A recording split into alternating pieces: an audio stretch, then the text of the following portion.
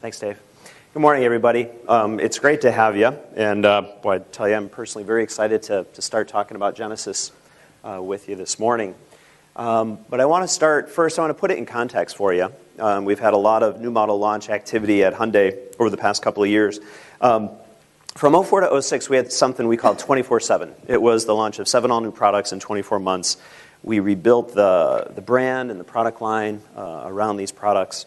We've had a couple of flagship launches. Of course, you're here for one of them today. And last year we launched Veracruz. What's very exciting for us at Hyundai, though, is that right around the corner we have something we call 24/7 version 2.0.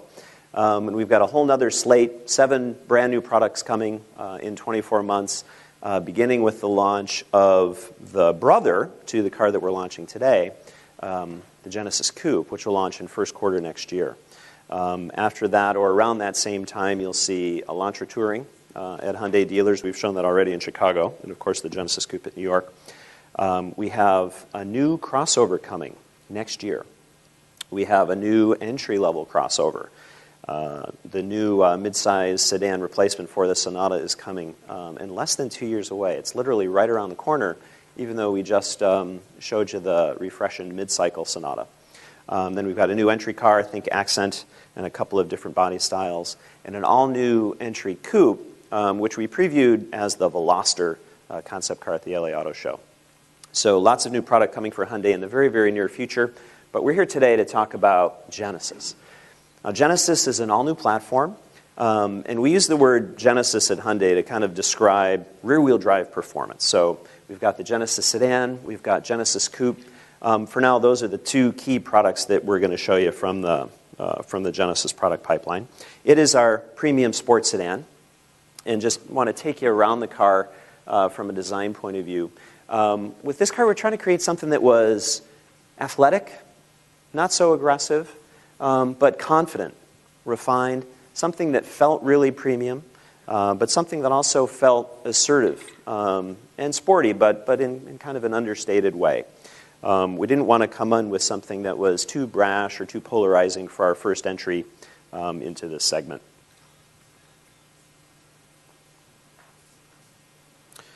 So look through the interior. The interior focus really was quality of materials and craftsmanship, and you really see it. For example, when you're in the V8 cars, which have a very special ultra-premium leather, take time to just feel that leather. Look at all the fits and finishes. Be sure to notice in the V8s, for example, the real wood wheel. There's real aluminum around the transmission gear shift selector. Really premium materials, the best we've ever done at Hyundai. So some program information. We've called the car for years BH, so excuse the Hyundai folks if we use that term today. That's our internal code. The Genesis Coupe is BK. It's going to be built in the Ulsan plant in Korea, which is the largest single automotive assembly facility in the entire world. Genesis and Genesis Coupe will both be built on what we call Line 5.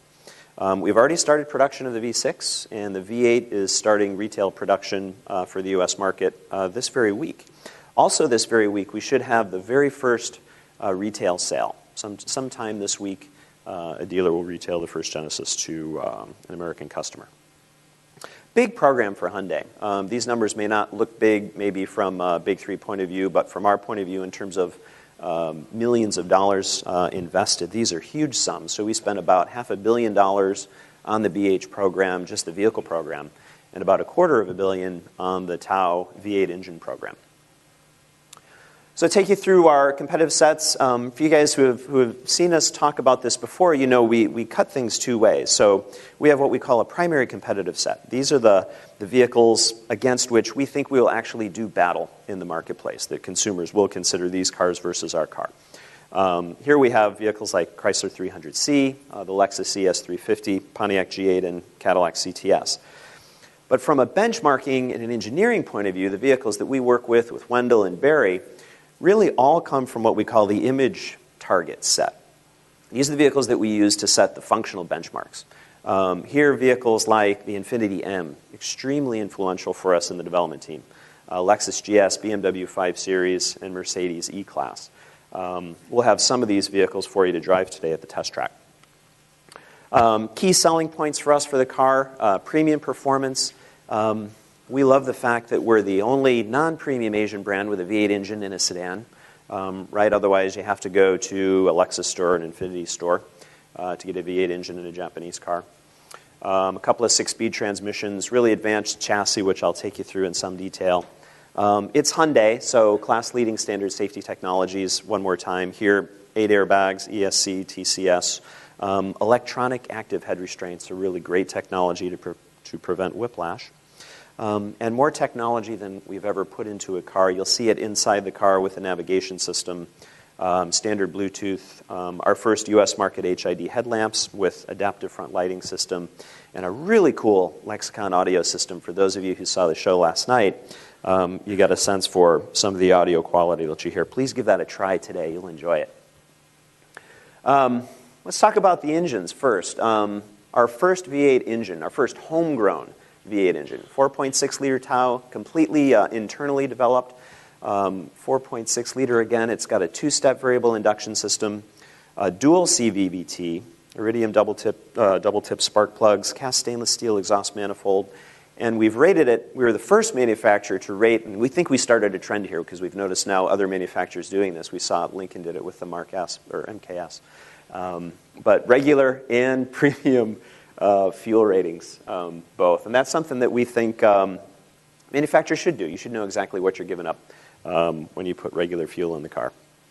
Let me take you through this data. What it shows is the green shows areas where Genesis is superior to our competitive set or the image target set. So, for example, horsepower.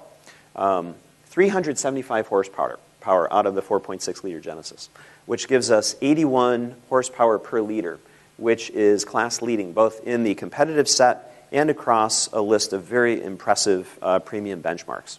81 horsepower per liter is a lot. And you can see also from a fuel economy point of view, 17 city, 25 highway, it's a 20 combined from EPA. That's just terrific fuel economy, and we'll show you that that's better than many of its V6 competitors from our V8 engine. So this is kind of a have your cake and eat it too engine, and I'm really glad it is in a world of $4 a gallon gasoline, right? It's great to have 375 horsepower, but it's also very good when that engine can deliver 25 miles per gallon. This is just the chart showing how it stacks up specifically on this output per liter. And it's a term you'll hear me use a lot today, the word efficient. This is a very efficient V8 engine. It's powerful, it's fuel efficient, it's a very, very smart design. The 3.8-liter Lambda V6, you've seen variants of this powertrain in Hyundai products before, for example, Veracruz and Azera. This is our first north-south orientation. Genesis Coupe will have a higher output version of this that delivers 306 on regular and 310 with premium. In the Genesis sedan, it's 290 horsepower with regular fuel. Very similar technology, although I should add for both the Lambda and the TAO, we've got a lot of technology still waiting to be put in. We launched these things, we think, with terrific numbers, but we've still got direct injection left to deploy, and we still have cylinder deactivation to deploy, and that gives us more headroom from both a power and a fuel economy point of view. So here's the same kind of chart for the 3.8-liter V6, comparing it within the competitive set. You can see we've got advantage pretty much across the board against the competitive set in horsepower and torque. And fuel economy, for the most part, Lexus does a great job with the ES, the 3.5-liter that's in the ES and the GS, with 19 city and 27 highway. Those are, but that's with premium fuel, and that's with direct injection.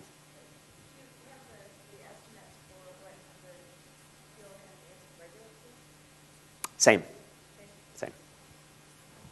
Couple of different automatic transmissions. We pair the 3.8-liter V6 with a Japanese Aisin transmission, and the V8 gets the ZF 6HP 26, which is the same transmission you see in BMW and Mercedes. We also take that ZF and put it behind the high-output 3.8-liter that's in the Genesis Coupe. So from a vehicle dynamic objective point of view, Wendell Collins' team led the development of this vehicle for the U.S. market. We've been working together for a couple of years on this one. Barry and Wendell and I and a whole team of folks working on a terrific U.S. handling solution. We focused, again, mostly on those image benchmarks. We were inspired by a lot of them. We love the Infiniti M, many aspects of the Infiniti M. The Lexus GS had some things we liked and some things we didn't like. And of course, we looked at BMW and Mercedes. And we ended up putting together something that we hope you like. My favorite word to describe the chassis is balanced. We think that the ride is terrific. It's not compromised, but it feels athletic and sporty as a car with 375 horsepower should. And by the way, I should mention it is a completely different ride and handling solution than the Korean domestic market car, for those of you who might have read anything about that. So how do you make a great handling and great riding car? I want to take you through some of the key vehicle dynamics enablers. First, you start with great weight distribution, which we've got with the rear-wheel drive car, 5248 for the V6 and 5446 for the V8 engine. We've gone to great lengths to get the weight in the right place. We put the battery in the trunk, for example. The hood is made of aluminum. Another key enabler is a really stiff body structure, and we've got the body in white here for you to have a look at. Paul is forever asking us for Hertz body stiffness measures, so we provide them here as a service to Paul and anyone else who would care to use them. But we're proud of the fact that this is a very, very stiff body in white. It's also a very light body in white, so it's lighter than the BMW 5, Mercedes-Benz E, and Lexus LS, even though in the case of the BMW and the Mercedes, we're substantially larger. So the body shell itself is stiffer and lighter, yet larger. And that's really difficult to do. It's a way for you guys to really understand that Hyundai and our engineering team is really has really kind of arrived now. We think we can compete with any automaker on the planet. Just some more data here for you on dynamic body stiffness and static body stiffness. And I want to take you through this chart. I think it's kind of interesting. It shows curb weight on this axis and shadow area, that's length times width, on this axis. And this line here is just a best fit line connecting all those individual vehicles. And what you want to be is below that line, of course, because if you're below that line, it says that you weigh less for each unit of shadow area, for each unit of size of the car. And in fact, what you want to be is as far away as possible from that line. And what you see is the Genesis is the most weight efficient from that point of view of any of the vehicles in our competitive set or our image target set. Talked about the advanced suspension we've got. We've got 5-link suspensions, front and rear. As you know, BMW and Mercedes use McPherson struts up front. Lexus GS uses a very similar suspension design for us. But if you've got time, come on up here and take a look at the front and rear suspension modules. They really are, they're terrific. And I think if you've got any sense of automotive engineering and how chassis work, these things they're amazing. We've got the virtual kingpin axis here with the double ball jointed upper arms. I mean, it's the kind of stuff that gets me really excited. I don't know if you guys have this, but I love this stuff. Amplitude selective damping, so Wendell can tune for high velocity and low velocity speeds for the shocks. A lot of aluminum in the chassis, more than we've ever invested. The front and rear knuckles are aluminum. Lower arms are aluminum, and the module brackets up on top aluminum. Steering and control technologies, it's a Hyundai, so it's got standard ESC. We've thrown a lot of technology at the car. We've also got our first application of electro-hydraulic power steering. And we've got an electric power steering system on Elantra. Electro-hydraulic kind of combines the best of electric and hydraulic power steering. So it's infinitely tunable. Wendell could go in and do whatever it is he wanted at every engine and vehicle speed to get that steering to feel just right. The other good thing about it is it's great for fuel economy, 2.7% fuel economy improvement just by getting rid of the power steering pump off the Fiat. This steering's on the V8. The V6 has conventional hydraulic power steering. We're also proud of the braking system on Genesis, in particular the Tau V8 braking system. It has a unique Mondo source. That's our brake supplier, Mondo. But it's a fixed caliper, 4-piston front braking system. Outstanding clamping force, amazing braking distances. We'll show you some of that data.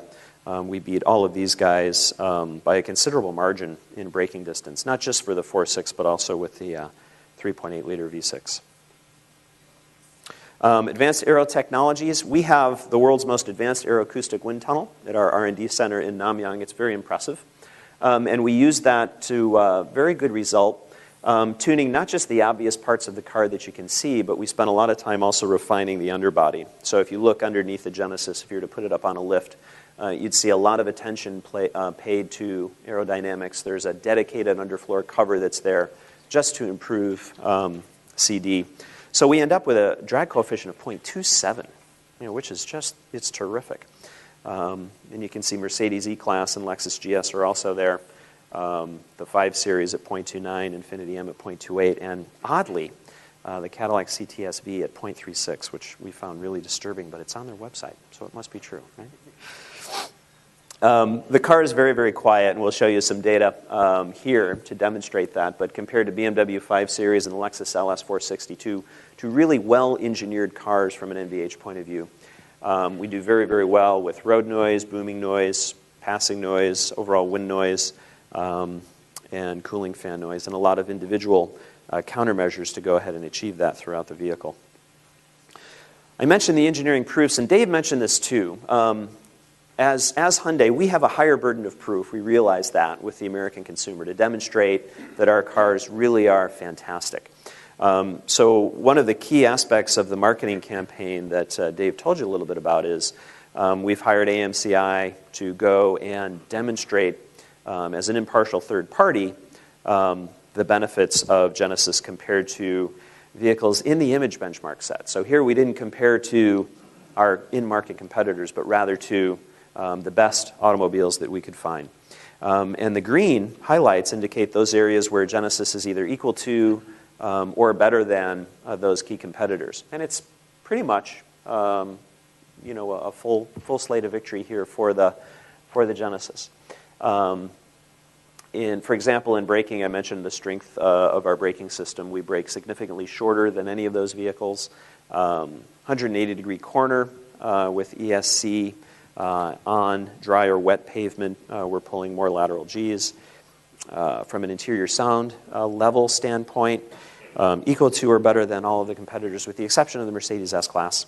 And then craftsmanship, overall body gap width. So think of that Lexus ball bearing ad, right, from a long time ago.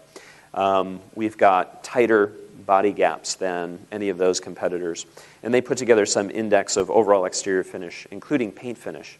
And Genesis does better than all those premium vehicles. So we're very, very proud of that. We also have some consumer proofs. As every automaker does, we took Genesis to market research clinics. And here we put Genesis up against its competitive set. You try to find vehicles that have similar price points. And this just shows the numbers in the table are top 2 box on a scale from 1 to 7, where the top 2 boxes are the most favorable ratings. And you can see across the board for exterior styling, interior comfort, overall driving experience, feeling of confidence and control in driving the car. These consumers, this was in Northern California and San Mateo, chose Genesis over all of the competitive set vehicles. So dimensionally, we think we're in a pretty good spot, actually very similar to the Pontiac G8 and Chrysler 300 and BMW 7 Series. We're a class above kind of the mid-size, upper mid-size vehicles in this segment. And if you compare to S-Class, for example, we're quite a bit shorter. And one of the things we're proud of, getting back to this word efficient, we have the same interior volume as the Mercedes-Benz S-Class at 109.4 cubic feet. But we're 9 inches shorter. And that's pretty good to be able to get that much cabin volume in a car that's so much shorter. I mentioned some of the safety features. We put a lot of safety technology just into the body shell itself. And you'll get a sense for that as you look around the body in white. Lots of strengthening in the side rails. We've got this terrific ring that goes around the whole vehicle. The floor cross member up through the B-pillar. The roof rail and down provides a very, very strong and rigid base to build from. It's great for occupant safety. Of course, it's great for torsion and bending as well. Again, from a safety feature standpoint, We've got active headrests in most of our vehicles today. These are the headrests that come up and cradle your head in the event of a rear impact to prevent whiplash. Usually those are mechanically activated. We've taken this technology to the next level now with electronic active headrests. So these are actually actuated by a sensor, and fast-acting motors move the headrest up into position more quickly than a simple mechanical device could do it.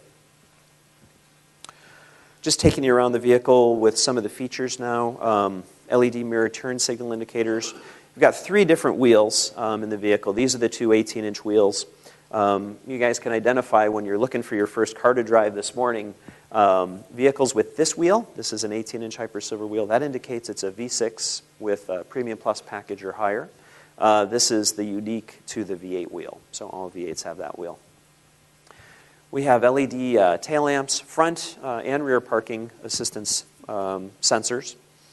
Really cool lighting at night. I don't think there's going to be enough of low light situation for you guys to experience this, but if you do come across a low light situation, give these overhead console lights a try. They're bright, pure white LEDs, and they're just amazing. Illuminated door scuff plates and our trademark Hyundai Blue interior lighting.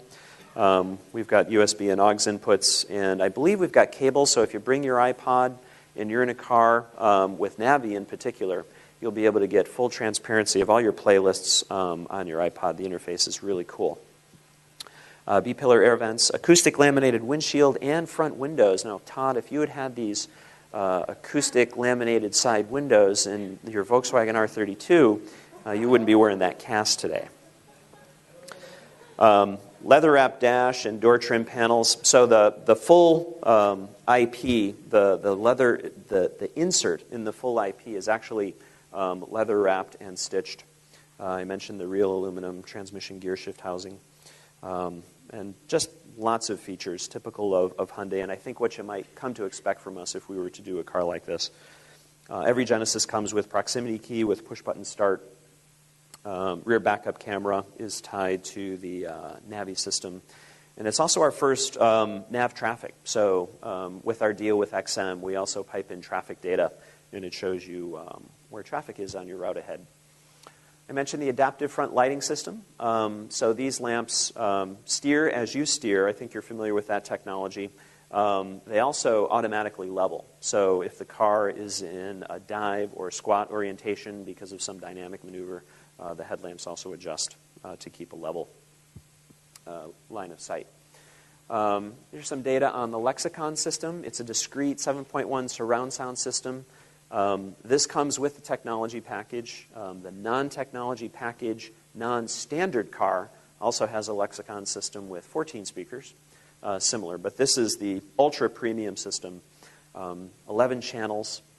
I don't know why you need 11 channels, but we've got 11 channels. 17 speakers, 528 watts. The only other production vehicle with Lexicon in the car is the Rolls-Royce Phantom. We just love that at Hyundai. And of course, it includes XM satellite radio, which is standard now on every Hyundai. It's our first HD radio application as well. At Hyundai, we like to keep our packaging simple. So just 2 flavors of Genesis, and it's segregated by powertrain. So it's a 3.8 or a 4.6. This is the standard Genesis here, and this is the third wheel, the 17-inch wheel that is on the standard car and the premium package car. We have 8 colors, and Michael, we have 6 of them here. We don't have white, and we don't have champagne beige, right? And we have all the interior colors, jet black, cashmere, and saddle. This, I won't take you through this eye chart. It's in your deck, I think, in full page format, but it shows how simple we've kept the pricing and packaging.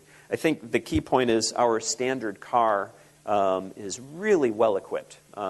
There's really no apologies in terms of content for the standard car at $33,000, including destination charge. This slide does a nice job of taking you through the incremental content. But so all these prices, again, with freight, $33,000. The premium package adds $2,000 and gets you into Lexicon, power sunroof, the leather-wrapped dash, integrated memory system. There's a Premium Plus package that gets the 18-inch Hyper Silver wheels And then the technology package adds $4,000 onto that, and that is an extremely well-equipped vehicle. The V8 engine, 4.6, starts at $38,000. And the equipment level here is more or less the same as the Premium Plus package, with the exception that you get a higher quality of leather with the V8. You get those massive Mondo front brakes and a little strip of chrome on the side of the vehicle, along with the wheels that tell you from the outside that it's a V8 or a 4.6, as well as a little 4.6 badge on the deck lid. And then the technology package for the V8 is also $4,000, and it is the same equipment here as on the 3.8. So it's actually a pretty compact set of pricing, $33,000 for the standard car to $42,000 for absolutely everything. So we had a little bit of fun and looked around to see what else you could get for $33,000. And if you guys remember when we talked about this car in Detroit, we said that this car was going to surprise a lot of people because it was going to have the package, interior package of a 7 Series or an S-Class, but it was going to have driving dynamics inspired by the Mercedes E350 or BMW 5 Series, but it was going to be priced more like a 3 Series or a C-Class. And when we actually finished up our pricing and looked at this, we were surprised to see it's actually a very basic C or 3 Series that you end up getting. Manual transmission, vinyl seating surface, a.k.a. leatherette or Mercedes-Benz MB Tex, right? No iPod integration, no satellite radio, heated seats, etc. Another interesting factoid for you to put this car in perspective, the average MSRP of a car sold in the U.S. so far this year is $32,800. Isn't that amazing? I was amazed by that statistic. That's the average MSRP, not transaction price, but MSRP of a car sold in 2008. And we're right there. So I know some people sometimes say, oh, this is like Phaeton. Genesis is nothing like Phaeton. Phaeton was a $60,000 to $80,000 car. This is a car in very well-equipped fashion that starts at the same price as the average car sold in America. So we had some more fun and looked at what other cars you could buy for about $33,000, and we found things like the Volvo S40, reasonably well-equipped Audi A4, a fairly basic, surprisingly, Toyota Avalon XLS, a very well-equipped Honda Accord, or remarkably, a Volkswagen Tiguan. Interesting. These are the things we always like to do. So versus some of the benchmark sets, taking a Genesis 3.8 Premium Plus package, we end up about $8,000 under an Infiniti M, $22,000 under a BMW 535. Going to the 4.6, we're about $17,000 less than a comparably equipped Lexus GS, and about $26,000 less than a Mercedes E550. And we kept having fun and kept doing this. And okay, if you compare them to the flagship German brands, we're $40,000 under a 750 and $54,001 less than a Mercedes S-Class. So you could actually buy two 4.6-liter Genesis with technology packages and have enough money left to go buy a couple of Vespas. Or you could have a Mercedes-Benz S550. So the ultimate judge of how good your pricing is this little company in Santa Barbara called ALG.